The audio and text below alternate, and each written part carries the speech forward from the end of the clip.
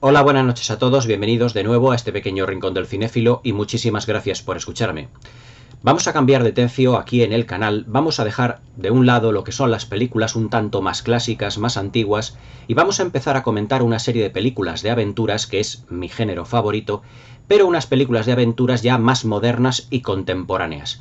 Unas películas que en algunos casos yo creo que estos films pasaron hasta cierto punto desapercibidos, pero que hoy en día yo creo que son perfectamente reivindicables como grandes films de aventuras. No estoy hablando en absoluto de que se traten de obras maestras, son películas que tienen sus puntos flacos, tienen sus puntos fuertes, pero son películas que yo creo que merece la pena perfectamente reivindicar debido al grado de entretenimiento que pueden proporcionar o que proporcionaron realmente en una sala de cine. La película que vamos a hablar esta noche, de la que vamos a hablar esta noche, tiene su versión original en un film del año 1980 del mismo nombre. Una película cuyos efectos visuales fueron los últimos de uno de los grandes genios de los efectos especiales, que fue el maravilloso Ray Harryhausen, pero que prácticamente se puede decir que con la entrada del siglo XXI, ya en los 90, o con la entrada del siglo XXI, todos lo que son los efectos visuales realizados con maquetas o con muñecos han sido sustituidos por lo que fue la tecnología digital. Pero se puede decir, sin temor a equivocarse, que en la primera década del siglo XXI, desde el año 2000 hasta el año 2010 aproximadamente, las películas de aventuras también, con grandes efectos visuales, se puede decir que utilizaban todavía tecnología clásica, vamos a llamarlo así de alguna manera, en lo que se refiere a criaturas, a decorados, a sets, y que utilizaban la tecnología digital también para monstruos o para personajes, pero de una manera bastante más limitada. No es como la algarabía de hoy, que prácticamente se puede decir que todo, a excepción del personaje, todo es prácticamente digital. Pero no fue así durante la primera década de los años 2000, donde Hollywood nos proporcionó, nos hizo disfrutar en el cine con películas de aventuras muy clásicas, pero eso sí, también a la par, entre los efectos visuales más clásicos, valga la redundancia, en lo que se refiere al tratamiento, por así decirlo, de construcciones, de sets, de grandes decorados, de maquetas, pero también la creación de criaturas basándose en el CGI. Esta noche vamos a comentar una película del año 2010 que fue realmente un gran éxito de taquilla y que con el tiempo se ha quedado un poco ahí como en el limbo, y que entre críticos y cinéfilos realmente no se ponen de acuerdo si esta es mejor o no que la versión de 1980. Esta noche vamos a comentar una película de acción trepidante, de aventuras fantásticas, y que además dura exactamente 106 minutos de duración. Es decir, no estamos ante una película que dura 2 horas, 2 horas y cuarto, 3 horas, 3 horas y media. No, el director de esta película sabía muy bien qué material tenía y que además aplicó un montaje muy efectivo, y que además se puede decir que la película está carente totalmente de efectismos. Es decir, la narración de la película va directamente al grano y nos cuenta la historia de un héroe ya denominado Perseo, interpretado por Sam Worthington. Ahora diremos cuál es el título de la película, y que realmente es el camino del héroe en su más amplia extensión. La película que vamos a comentar esta noche es nada más y nada menos que Furia de Titanes, del año 2010, y dirigida por el francés Louis Leterrier, y además con un elenco protagonista que yo creo que es de los más atractivos, o fue de los más atractivos en la primera década del siglo XXI. Sam Worthington, Gemma Arterton, Ralph Fiennes, Liam Neeson, Peter Postlethwaite, Mads Mikkelsen, Elizabeth McGovern. Algunos de estos personajes se puede decir que a principios de lo que era el siglo XXI, como Mads Mikkelsen, realmente no le conocíamos a este actor danés, hasta que en el año 2006 pues saltó a la palestra haciendo de villano de Le Chiffre en el papel de Casino Royale, en 007 Casino Royale, junto a Daniel Craig. Y desde ahí se puede decir que la carrera de Mads Mikkelsen se puede decir que ya despegó. Pero realmente pocos conocíamos a Mads Mikkelsen. Pues a lo mejor en esta película sí, porque es 4 años más de Casino Royale, pero Mads Mikkelsen era un actor que era pues prácticamente muy desconocido. El director Louis Leterrier pues es el director, sin ir más lejos, de las películas de Transporter, aquellas películas protagonizadas por Jason Statham, en el que iba, digamos, conduciendo un BMW o un Mercedes, dependiendo de lo que era el film. Creo que era, en la mayoría de los casos, un Mercedes. y que era el encargado de llevar algo secreto hasta cierto punto, desde un punto A un punto B, dentro de una película llena de acción, de persecuciones, de saltos, de explosiones, y en el que Jason Statham se puede decir que también poco a poco fue saltando a la fama. El estilo de Louis Leterrier se puede decir que es un estilo netamente francés, pero es un estilo que supo hacer para sí o fabricarse para sí todo lo que eran los valores norteamericanos del cine de aventuras y del cine de acción. Acordaos que fue también el director, si mal no recuerdo, de El Increíble Hulk, una de las primeras películas de la fase 1 de Marvel. Para mí una película bastante decente, pero mediocre y fallida en otros aspectos. Prefiero mucho más la versión de Ang Lee protagonizada por Eric Bana. Pero Louis Leterrier, digamos que este proyecto lo cogió, se puede decir que, ¿cómo os lo diría yo? Como prácticamente por... ¿Cómo os lo diría? Lo cogió de una manera en la que nadie en Hollywood daba por este proyecto un duro. Porque estamos hablando de una película que era además un remake de una película muy conocida del año 81. Pero Louis Leterrier, que tenía además muchísima ilusión por llevar a cabo el proyecto de Furia de Titanes, lo hizo suyo y nos regaló 100 minutos, yo creo que esplendorosos, dentro de un cine que recupera para sí lo que es un cine de aventuras trepidante, con un montaje excepcional, con unos personajes que yo creo que están marcados a pinceladas, que no crecen demasiado. Ahora hablaremos de todo eso durante lo que es el argumento y de lo que es el vídeo, porque también Furia de Titanes es una película que, sin ser ni muchísimo menos una obra maestra, yo creo que es un buen film de acción, muy entretenido, pero que también tiene una serie de puntos negros que también hay que destacar.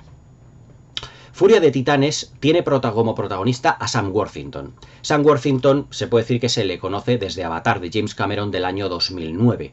Y yo creo que Sam Worthington, a excepción de Furia de Titanes y su segunda parte, Ira de Titanes, y hasta Avatar, El sentido del agua, ha sido un actor que yo creo que ha pasado bastante desapercibido para los grandes directores y para las grandes productoras. Yo no recuerdo grandes papeles del actor Sam Worthington. Y en esta película no es que haga un papel realmente extraordinario, pero el papel que escribieron los guionistas para este personaje es realmente el camino del héroe. Ahora lo comentaremos cuando hablemos del argumento. La protagonista de la película, Gemma Arterton, que hace el papel de Io en este film, la habemos conocido también de la saga de James Bond, de 007. Aquí, al igual que Mads Mikkelsen, ya venía también de la franquicia del agente con licencia para matar. Si mal no recuerdo, era una de las amantes de James Bond en Quantum of Solace, que ya la comentaremos en la sección correspondiente del agente 007. Pero luego tiene, yo creo que un elenco de secundarios, además de Mads Mikkelsen, de Peter Postlethwaite y de Elizabeth McGovern, tiene también a Liam Neeson y a Ralph Fiennes como el rey, mejor dicho, el dios Zeus y el dios Hades. Y aquí es cuando yo creo que la película, además desde el punto de vista interpretativo, sube muchos enteros.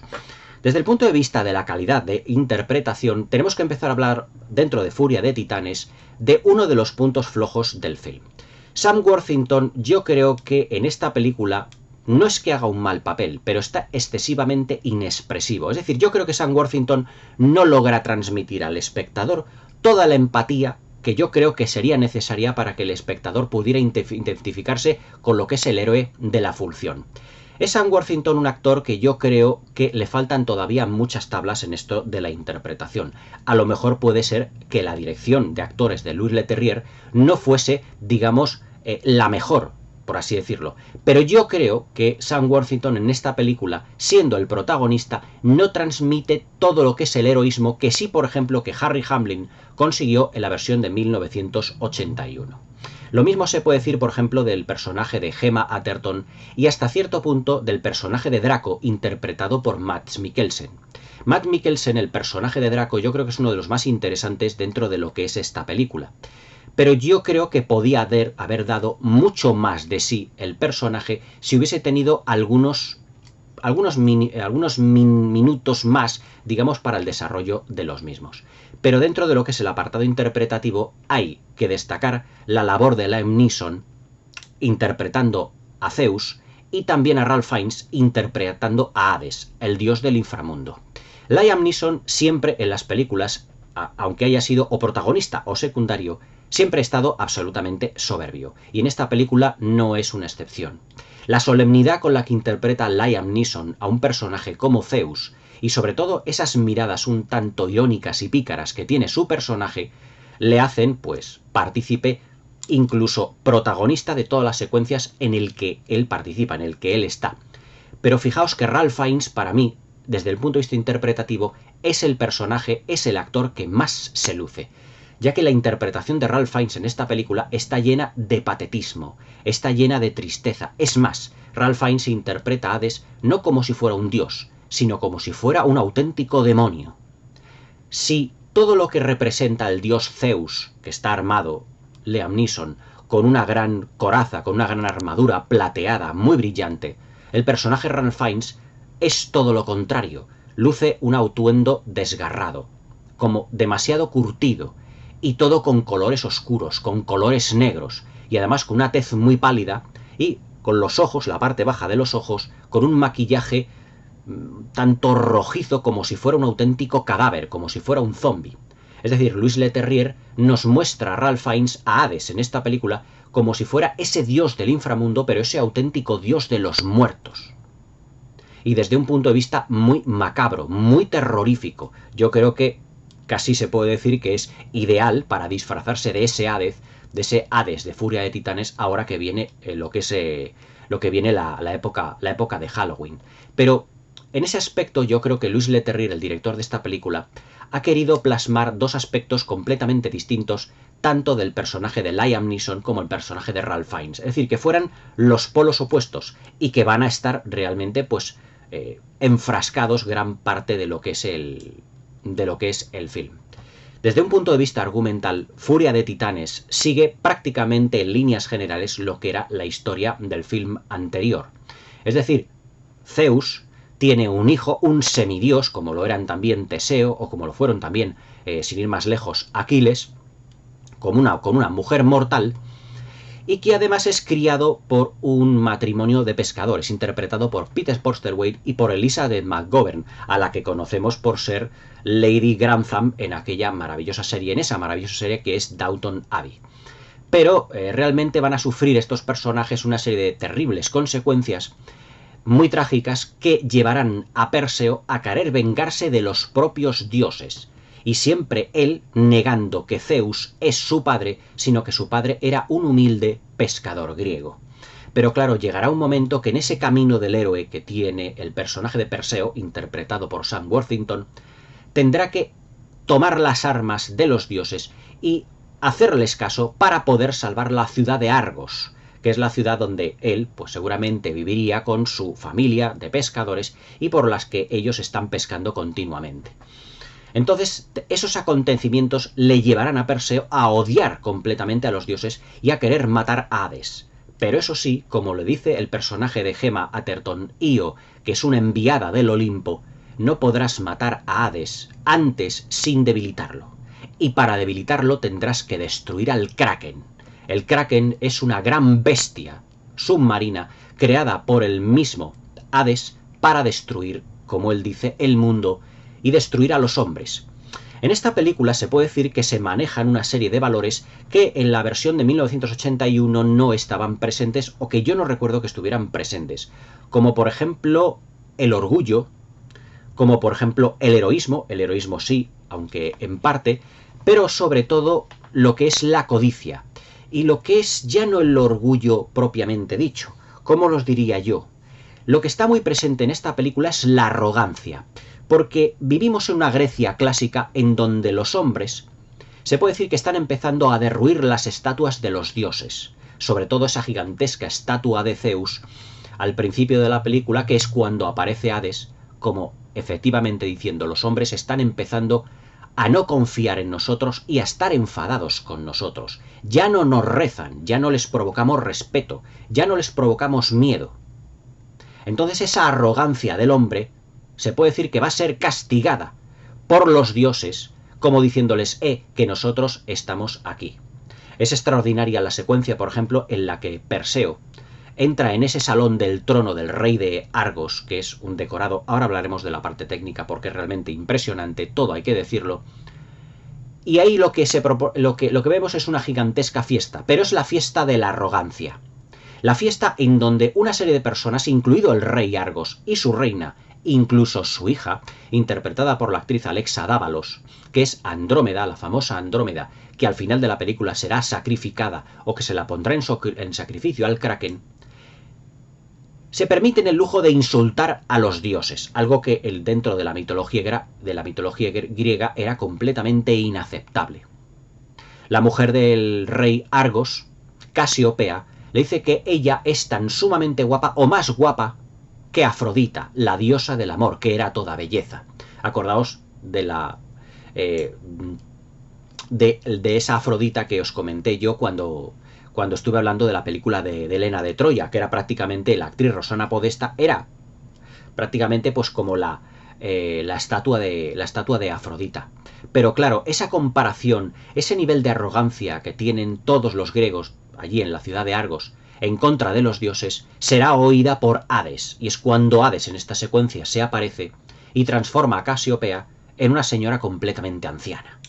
Es decir, que la arrogancia de los hombres es castigada por, digamos, los dioses, porque son los dioses los que crearon al hombre, en la tradición más clásica de la mitología griega. Y claro, no van a permitir que todo esto sea una afrenta a todo lo que va a ser, evidentemente, lo que es el mundo dominado por los hombres, pero que estén arrogantemente destruyendo de una manera brutal todo lo que son las estatuas o los monumentos que representan a los dioses. Entonces Hades, y aquí es donde realmente arranca la película, en un ritmo absolutamente inigualable, aquí es donde arranca la película, les dice que su hija tendrá que ser sacrificada al Kraken, porque lo va a liberar, tendrá que ser sacrificada al Kraken, todo esto con autorización del propio Zeus, por haber insultado a los dioses, para que les infundan terror, les infundan miedo, les infundan, digamos, pues sí, terror, miedo, sacrificio, y que por lo tanto puedan volver a rezar a los dioses, que es para lo que realmente los dioses crearon al hombre, para que siempre les rindieran un tributo. Y claro, aquí la figura de Perseo es cuando sale a flotación, cuando Hades le dice, muy interesante, y yo vengo en nombre de tu padre.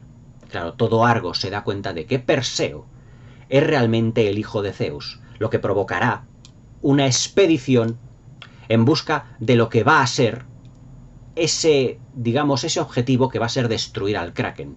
Pero ¿cómo van a poder destruir al Kraken? Al Kraken lo conseguirán destruyéndolo, convirtiéndolo en piedra. Solo la cabeza de Medusa, que vive en las antípodas del mundo, podrá realmente destruir al Kraken. Pero ¿cómo consiguen llegar hasta la guarida de Medusa?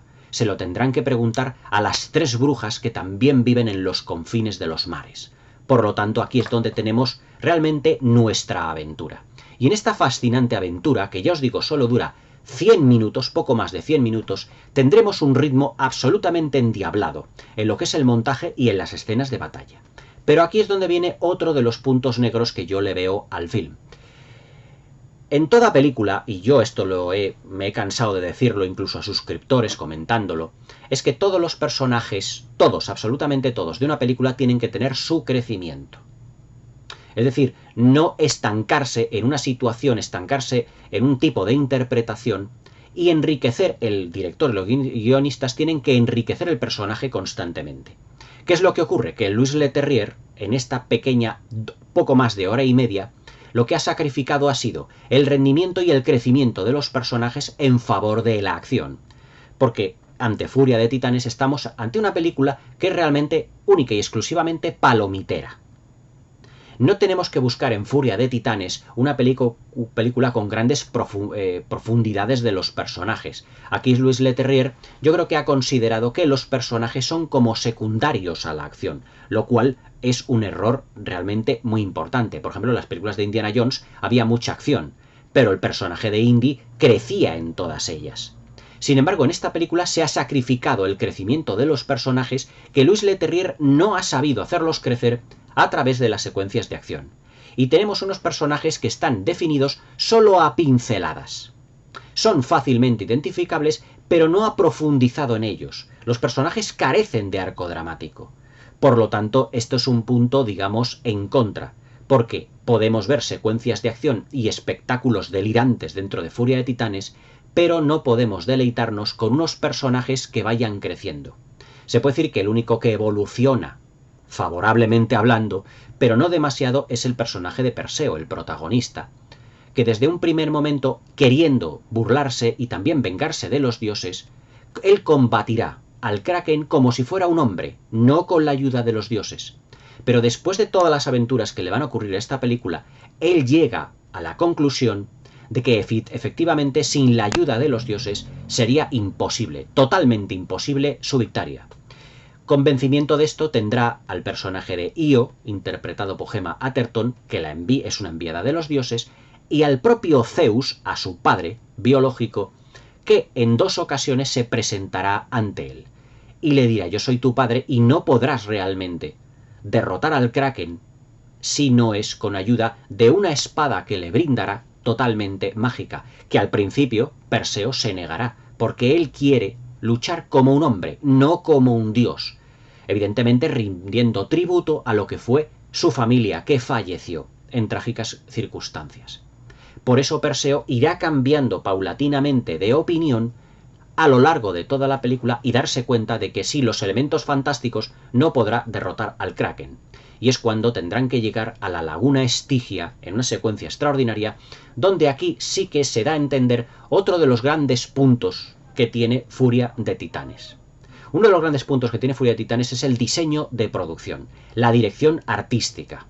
La dirección artística, que además se construyeron grandes decorados en el Parque Nacional, si mal no recuerdo, de Timanfaya, en Canarias, pero también se fueron a rodar la película a los estudios Pangut en Londres, e incluso a Etiopía, y si mal no recuerdo, creo que también a Islandia, en donde hay pues unos parajes que yo creo que tienen una belleza que es magnífica.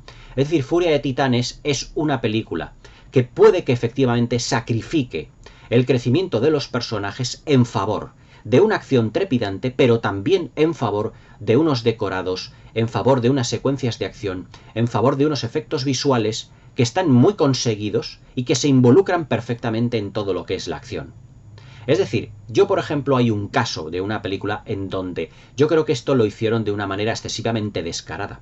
En Infinity War de los Vengadores, en donde el crecimiento de los personajes se puede decir que fue completamente sacrificado por el personaje de Thanos y por los efectos visuales y secuencias de acción que eran una detrás de la otra. No había durante 2 horas y media, y ya duraba la película, espacio para el crecimiento personal.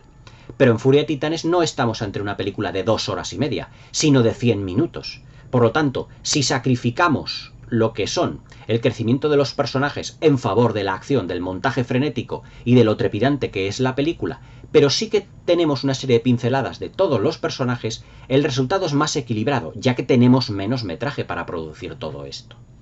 Pero Furia de Titanes se puede decir que es una película muy clásica en el sentido de la duración de los mismos. Hoy en día se puede decir que las películas duran 3 horas, 3 horas y media, 2 horas y media, que para una película ya de aventuras yo creo que es un metraje excesivo.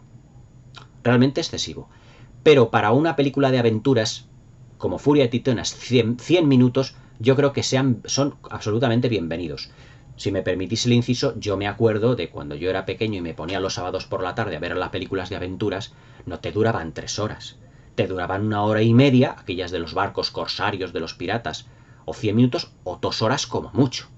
O sea que en eso Furia de Titanes de Louis Leterrier lo que hace es un homenaje al cine clásico, teniendo en cuenta grandes películas o grandes temáticas como la mitología griega, en una película de acción palomitera. Es decir, esto es una película que está hecha, digamos, para la nueva generación de niños que a lo mejor se han criado viendo los videojuegos. Lo que más destaca, hombre, nada tiene de aséptico videojuego Furia de Titanes, pero sí que hay que reconocer que la película sabe combinar muy bien ciertas emociones, leve pero algo crecimiento de los personajes, en donde las secuencias de acción son las auténticas protagonistas. Vamos a hablar de las secuencias porque hay muchas que no tienen absolutamente nada de desperdicio. Esta es una película que además se estrenó en el cine, si mal no recuerdo, en 3 dimensiones. Pero no era una película que desde un primer momento estuviese filmada para las 3 dimensiones, sino que luego la transformaron en 3 dimensiones para, digamos, a ver si obtenían tanto éxito como Avatar. Pero yo la vi en 2 dimensiones, pero la gente que la vio en 3 dimensiones, yo conocía gente que la vio en 3 dimensiones, dijeron que el color estaba rebajado, que se veía muy oscura, cuando la fotografía de la película es todo lo contrario, es muy luminosa. Por lo tanto, yo creo que fue un error ver esta película en 3 dimensiones. Recomiendo encarecidamente ver Furia de Titanes en 2 dimensiones.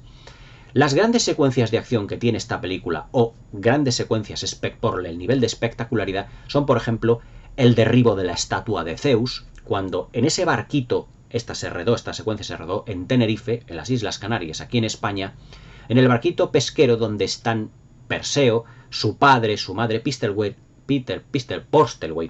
y Elizabeth McGovern y una hermanita que tienen, de repente la estatua de Zeus, tallada por soldados de Argos, la cortan por los pies y ésta cae. Atención al plano, además que es grandioso, en el que la estatua se va inclinando lentamente hasta que cae al mar. En ese momento llega Hades viendo que han destruido la estatua de su hermano. Es decir, como ese símbolo de lo que yo os comentaba antes, ese símbolo de arrogancia a lo que son las figuras de los dioses. Y en ese momento es cuando Hades ve a Perseo en el barco y decide destruir el barco con sus familiares, hundiéndolo en el fondo del mar. Por más intentonas de Perseo que hay de rescatarlos, no podrá el semidios. Y entonces cuando es rescatado, ya os digo, y enviado a la ciudad de Argos, donde estará. Además, la ciudad de Argos, que tiene una inspiración a ciertas ciudades de Tenerife, ahí metido en la playa, metido en un recodo. No tiene, evidentemente, como os diría yo, no tiene una estructura, una arquitectura muy vicenca, muy canaria, pero hay que reconocer que lo que son las construcciones de los edificios, que además la ciudad fue construida en un set real, es realmente impresionante. No lo que es toda la ciudad, porque eso es una imagen generada por ordenador, una maqueta y luego con retoques digitales. Y allí es cuando ya se lanzarán a la aventura. Perseo, denominado, el capitán de esa expedición por el rey de Argos, le mandará pues en esa misión casi imposible de intentar salvar a su hija, a Andrómeda, de lo que es su futuro prácticamente inevitable con el Kraken, esa bestia que se dice en la mitología griega que hasta los dioses temen. Las aventuras y las secuencias de acción que verán Perseo, Mads Mikkelsen y el otro grupo de héroes y de soldados que les acompañarán realmente son trepidantes y estupendas. Primero se enfrentarán a unos escorpiones gigantes que además proceden de la sangre de un personaje que nos ha hablado anteriormente, que se llama Cálibos, que fue anteriormente un rey, el rey que realmente fue, a ver cómo os lo digo, este rey fue el marido de la mujer que ultrajó Zeus para el nacimiento de Perseo. Y que este rey, el rey Acrios, al que luego la bestia, transformada en la bestia que le convirtió Zeus, se llama Cálibos. Cálibos está perfectamente, le podéis ver en la versión de 1980. Digamos que está relegado en unas catacumbas y que hace un pacto a su vez con Hades para destruir tanto a Perseo como a Zeus, aunque evidentemente no podrán con ellos. Y de la sangre de Cálibos, cuando Perseo y sus otros soldados le hieren, de la sangre, las gotas de sangre, se transformarán en escorpiones gigantescos. Escorpiones que tienen una lucha y una batalla que recuerda en parte a la de Starship Troopers de Paul Verhoeven.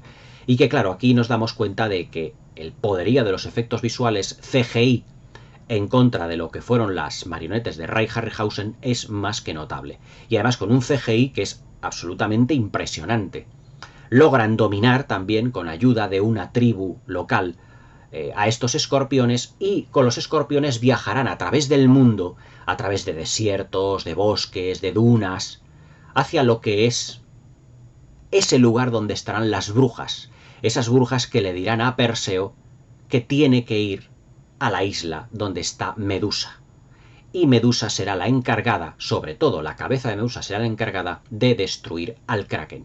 Mi secuencia favorita es la llegada de los personajes que además utilizan estos escorpiones gigantes como monturas a lo que es la llegada de la laguna Estigia.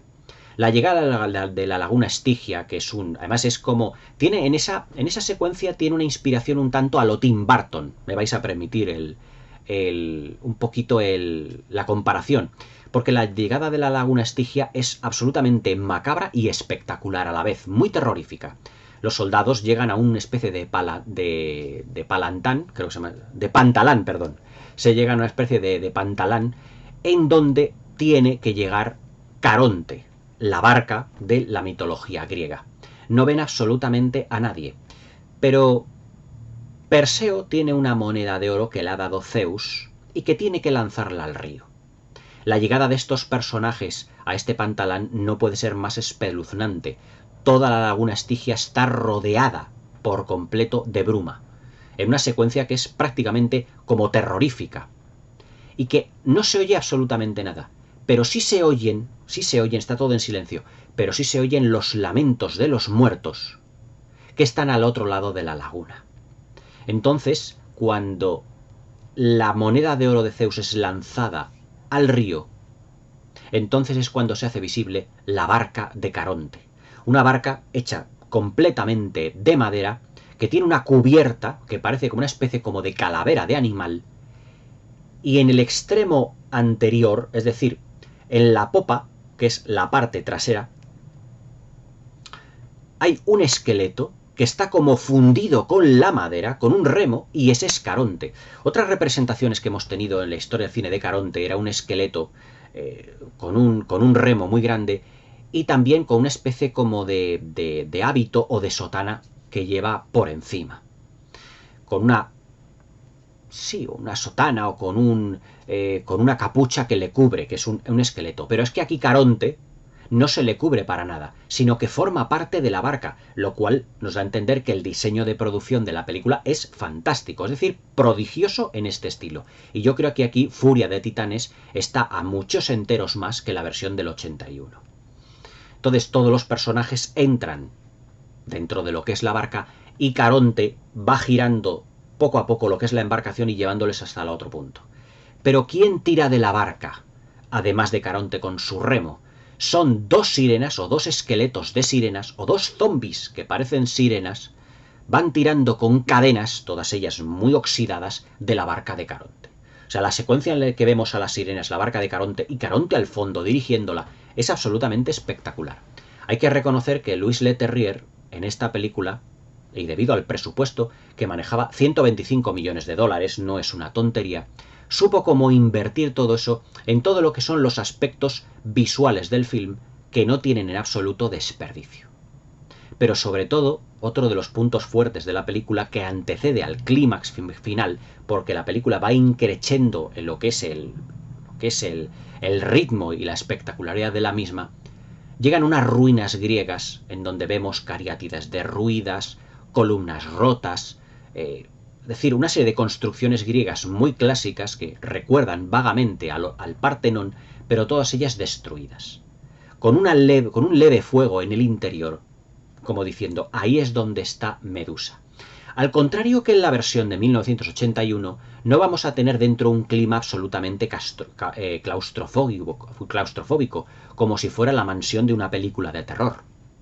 Aquí, siguiendo la línea habitual de la película, ha querido Louis Leterrier que aquí sea como una especie de campo de batalla.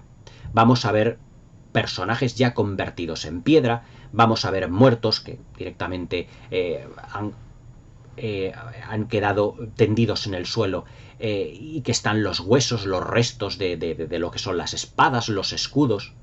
Y claro, todo lo que son las ruinas derruidas, lo que son las cariátides rotas, las columnas, todo conforma un laberinto muy interesante, donde en el centro de ese laberinto va a estar Medusa.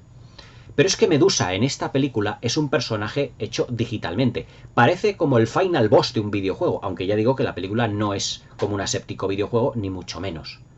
Y que prácticamente, doblando cada recodo, Medusa puede estar en ese momento.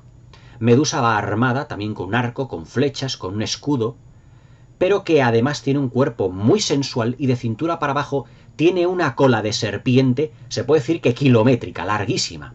Y se mueve como una serpiente y se arrastra como si fuera una serpiente, como un reptil, de la manera más ¿cómo os diría yo? Más repugnante que se puede esperar en una película. Y además, al igual que en la barca de Caronte oíamos los lamentos de los muertos mientras los héroes cruzan la laguna Estigia, aquí oímos de fondo la sonrisa y la risa maquiavélica de Medusa, prácticamente desde que los personajes llegan al laberinto, a su guarida. Es decir, aquí en esta secuencia de combate, Medusa es una presencia de fondo. Y lo que hace es jugar con todos ellos e ir convirtiéndolos poco a poco en piedra, de tal manera que de todos ellos solo uno saldrá vivo con la cabeza de Medusa, que es Perseo. Atención a la secuencia en donde Perseo está siendo perseguido constantemente por Medusa. Medusa utiliza las manos para arrastrarse por el suelo como si fuera una serpiente, pero también tiene un busto muy prominente que le cubre de una manera muy sensual, y la cabeza, al ser prácticamente como una especie como de melena, la melena están formadas por serpientes. Pero es que Medusa es un personaje que tiene una belleza muy macabra.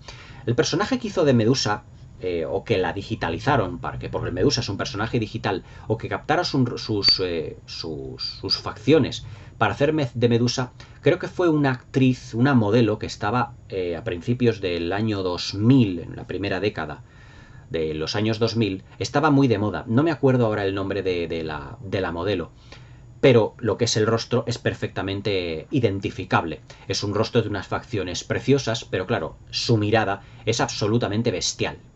Y además es que para transformar en piedra, lo que es el rostro de Medusa se transforma en una serpiente gigante, y lo que hace es lanzar un rayo por los ojos que transforma a todos los monstruos, a todos los personajes en piedra. No os perdáis toda esa persecución, que además se puede decir que Louis Leterrier filma lo que es la guarida de Medusa de una manera como muy laberíntica, siempre colocando la cámara en diferentes puntos, pero no guiando a los personajes para no describir un camino, sino colocando la cámara en diferentes puntos para dar la sensación de que los héroes están perdidos dentro de la guarida de Medusa, lo que incrementa el suspense y el terror. Finalmente Perseo se consigue hacer con la cabeza de Medusa, y es cuando con la ayuda de Pegaso irá hacia Argos. Y aquí es donde tendremos el clímax final en el que técnicamente Louis Leterrier se ha lucido. El diseño del Kraken es el mejor diseño de un monstruo marino que yo haya visto en la historia del cine. Y además con un diseño absolutamente demoledor. Porque al principio es una mezcla como de cangrejo, como de pulpo, pero el diseño del Kraken, las facciones del Kraken, es como es prácticamente como un monstruo marino. Me recuerda en parte, vamos así decirlo, al monstruo que aparece al final de Batman contra Superman. No me acuerdo cómo se llamaba el personaje, pero tiene unas facciones con unas mandíbulas y unos dientes completamente amenazantes. Atención, si no habéis vivido en el cine, el sonido del rugido del Kraken, porque hiela la sangre. Hasta que, evidentemente, Pegaso, junto con Perseo y la cabeza de Andrómeda, llegan, pues en la ciudad de Argos, ante la salida del Kraken, se produce un caos tremendo. Antes había habido incluso movimientos religiosos para decir es que Andrómeda tiene que ser la sacrificada. Solo la sangre de Andrómeda podrá parar, por así decirlo, al Kraken. Y es como Andrómeda en ese promontorio es atada de los brazos y es ofrecida en sacrificio al Kraken, aunque parece que el Kraken pues no está en todo ello, y sus tentáculos, sus piernas, vamos, lo que son sus patas, destruyen por completo, se puede decir, o casi por completo, lo que es la ciudad de Argos, en una secuencia espectacular. Se puede decir que el clímax final de Furia de Titanes de esta película no tiene absolutamente nada que ver con el clímax del Furia de Titanes de 1980. Evidentemente el Kraken estaba hecho de una manera mucho más artesanal.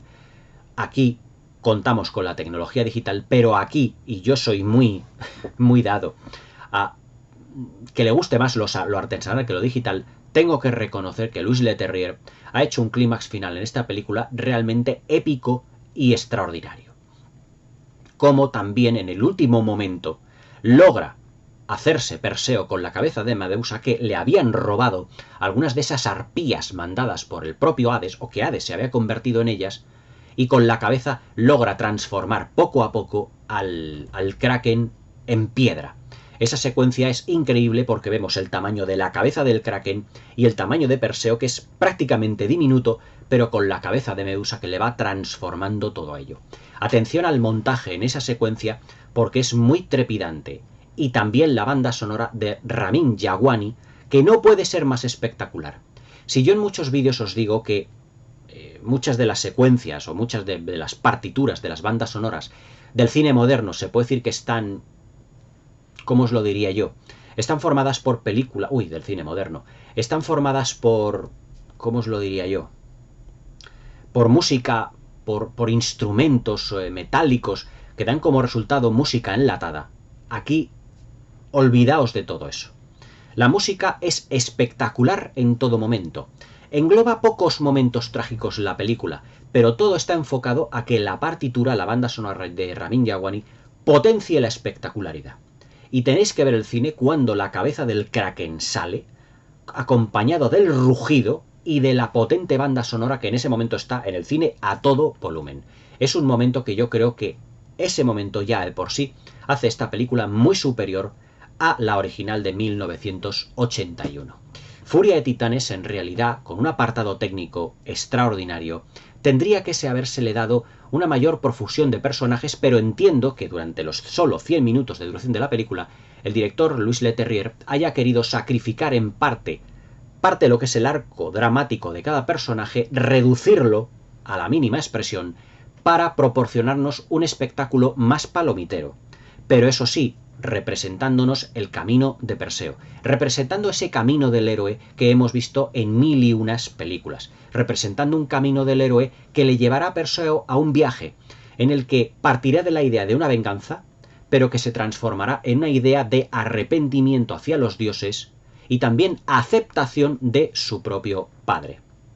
Se puede decir que Perseo, aunque defenestra y no quiere realmente a Zeus, a lo que es su padre, se puede decir que se quedará en la tierra, renunciará a un puesto en el Olimpo, pero eso sí, Zeus le dará una acompañante femenina, Io, interpretada por Gemma Arterton, que había sido trágicamente asesinada en una de las múltiples batallas de la película. Yo creo que Furia de Titanes es un título a día de hoy, y para todos aquellos que queráis disfrutar de una película, ¿cómo os lo diría yo? De una película grandiosa, de una película con grandes decorados. La ciudad de Argos, además, es un decorado inmenso con construcciones, con casas, aunque luego para verla enteramente es un poblado digital. También de interiores realmente extraordinarios, la cámara del rey de Argos, que además era un set de casi 12 o 13 metros de altura por 100 de largo. Además en los extras mencionan que ese set era como muy al estilo de Cecil B. DeMille. Es decir, Furia de Titanes, aunque utiliza mucha tecnología digital, es una película que sí que recupera muchísimo de todas aquellas películas clásicas de la mitología griega que empezó a poner de moda 300 de Zack Snyder. Cuando en el 2004, 2006, 2004, Zack Snyder realiza 300 y tiene un gran éxito de taquilla, Hollywood empieza a realizar otras películas no excesivamente grandes, pero sí muy entusiastas respecto a lo que es la mitología griega. Furia de Titanes y su secuela, Ira de Titanes, Immortals, también protagonizada por prácticamente en aquel entonces un desconocido, el actor que hace de Superman en la última, en las de El Hombre de Acero. Me sabe James Caviezel, no es James Caviezel, me sale bueno, ya me acordaré. Y yo creo que siguiendo esa estela de lo que son las películas griegas, luego tuvimos Troya, tuvimos Alejandro Magno de Oliver Stone, aunque yo, bajo mi punto de vista, prefiero, ¿cómo os diría yo?, las épicas romanas. Por eso yo creo que la película de Gladiator 2 de Ridley Scott, yo al menos la estoy esperando después de haber visto el tráiler segundo, la estoy esperando con un gran entusiasmo. Henry Cavill, ahora me sale. Es que claro, estoy hablando de una película y me tengo que ir directamente a otra. Henry Cavill era el protagonista de Immortals, junto con Mickey Rourke, que además hace un papel, digamos que es Mickey Rourke en su salsa, por así decirlo. Parecido al que hizo de SimCity, de villano. La verdad es que está bastante bien también Immortals, que ya os aseguro que ya podremos comentarla un poquito más adelante.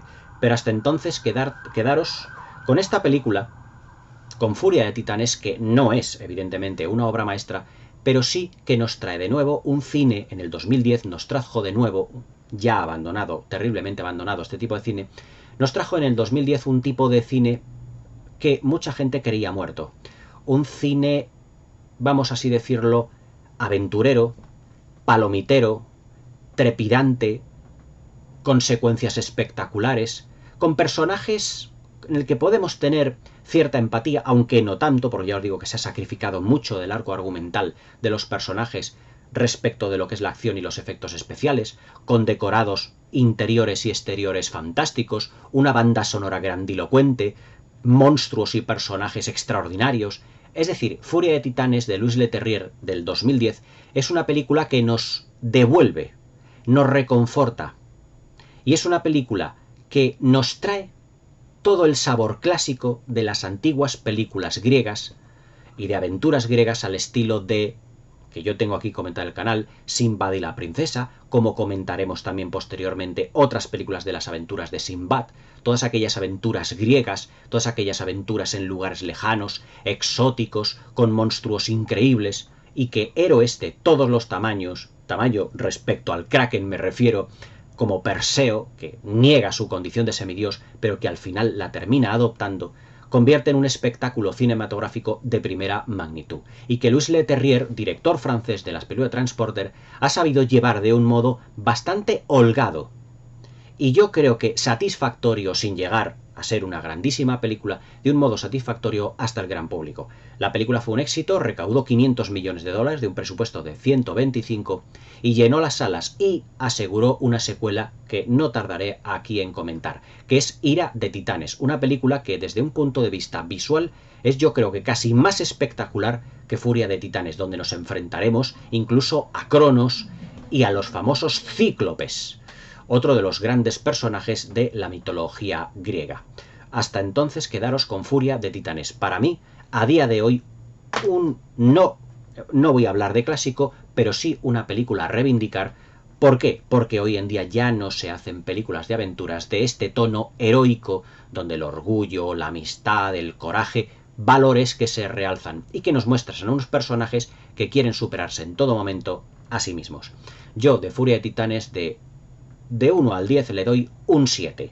Prácticamente pues 3 estrellitas, estas que se dan tan comúnmente, pero 3 estrellas de buena película, porque yo creo que es Furia de Titanes una película muy disfrutable y que para mí es superior a la película original del 81. Espero que os haya gustado la review, que me deis un like, que os suscribáis al canal y que le deis a la campanita para que no os perdáis ninguno de mis nuevos vídeos. Espero que paséis una buena velada y hasta mañana.